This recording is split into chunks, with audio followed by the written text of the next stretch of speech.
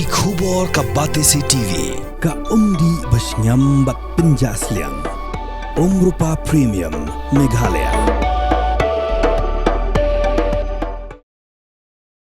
Unong yalam jongga UDP uba polling do uba longru menteri ke sorka jala ha kalai phui terik ukala lingkot arjar psan uloong bagi don katukan ni ki Seng Saiñpyrthei Kiba kulmar jingmon ha bagi Ïakhun ka election jongka autonomous district council hanrei ki Kren pan syapang ka article 371 ka balong ka mat ka bakhamper bat ka bam don jiade AA bat ka kernet banriu kariti sensyar kari India.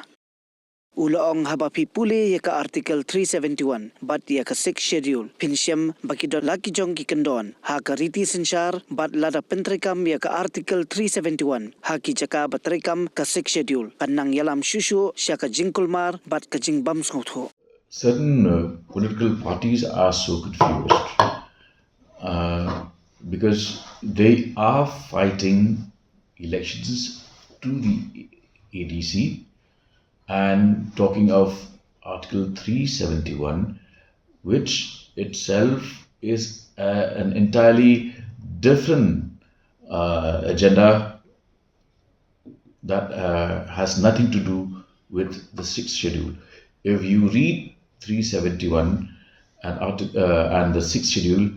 you will definitely arrive at the conclusion that they are two separate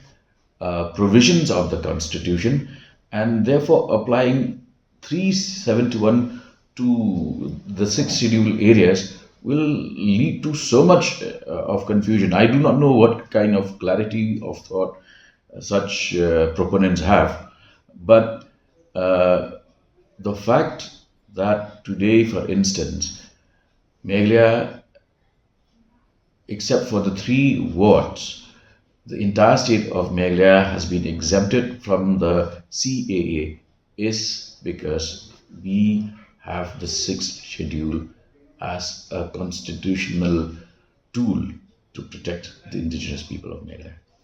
Kapor kaladei bapinjit yaki MDC jongpi syaka Khasi Hills Autonomous District Council bat ka Saiñpyrthei Hills Autonomous District Council. Ayu kinle lada ki job ke ei ka thong ka bakidon ki ei kiman kiba kongsan kiba kibu hakman kita kide ki jingkeli kiba fidon kam man yo ya ke jubab haswa bapin lek ban tap ya ke vote jongpi haka arpoi tarik urampang arjar arpsan baik ya ke program markman pat ki kertong